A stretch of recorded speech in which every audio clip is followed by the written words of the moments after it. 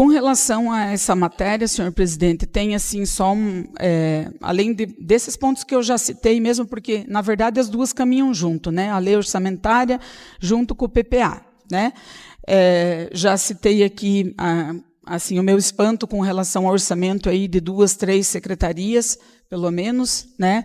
Mas assim, uma das questões que também outra questão que acredito que no ano que vem, quando a gente for aí, de repente, estar trabalhando a lei de diretrizes orçamentárias, talvez, já por ser o segundo, né, ano de mandato, talvez dá para a gente repensar aí no percentual também, né, de mobilidade dos recursos sem a nossa autorização. Mas, assim, senhor presidente, então, uma das coisas aqui que me chama bastante atenção no projeto da lei orçamentária é o valor da folha, sabe? Então, aqui, o valor da folha é R$ 238.105.094,88. Né? Isso representa 46,11% do orçamento nosso, do município. Né? É fácil, é só fazer uma continha aí, uma regra de 3, pega 516.298.930, né, e faz aí uma continha de 3, tirando a folha, sobra para o município 278.193.836, que são 53,88% desse montante de 516 milhões. Né? Então, hoje para 2026, a previsão aqui são 46,11% do orçamento para a questão da folha. E daí eu volto a falar aqui, senhor presidente, e no PPA pelo menos veio aqui, elaborar a proposta de revisão do plano de cargos, carreiras e salários e revisar e propor atualização do Estatuto dos Servidores do Município. Isso aqui é urgente, que deve ser feito. Né? Porque aqui nós temos os valores que foram encaminhados pela prefeitura, não são vozes da nossa cabeça, né?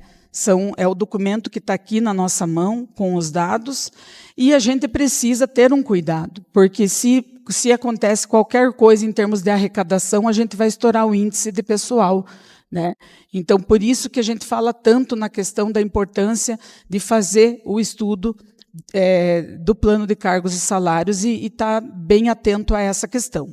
Outra questão aqui que eu quero citar, falando aqui dos orçamentos de cada secretaria, voltando aqui na Secretaria de Ciência, Tecnologia e Inovação, que tem 8 milhões, e eu fiz um requerimento perguntando sobre a criação do Conselho e do Fundo de Inovação. E por que eu fiz isso?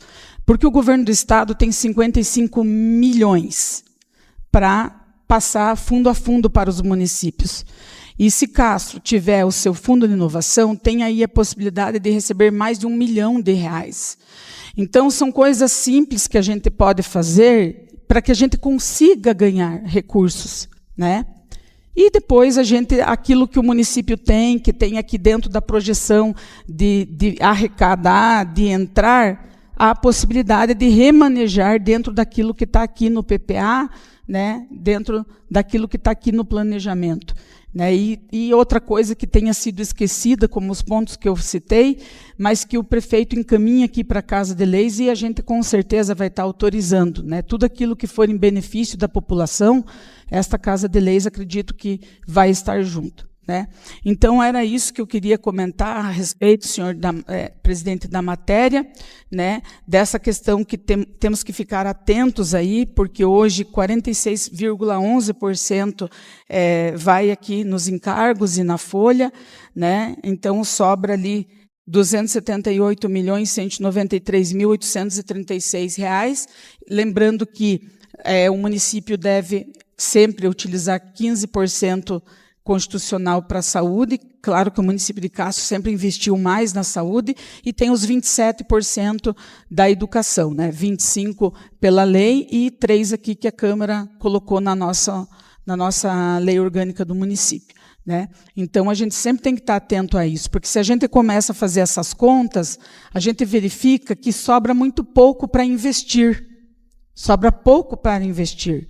Por isso que a gente tem que sempre estar aproveitando as oportunidades, criando os mecanismos de captar recursos do governo do Estado também.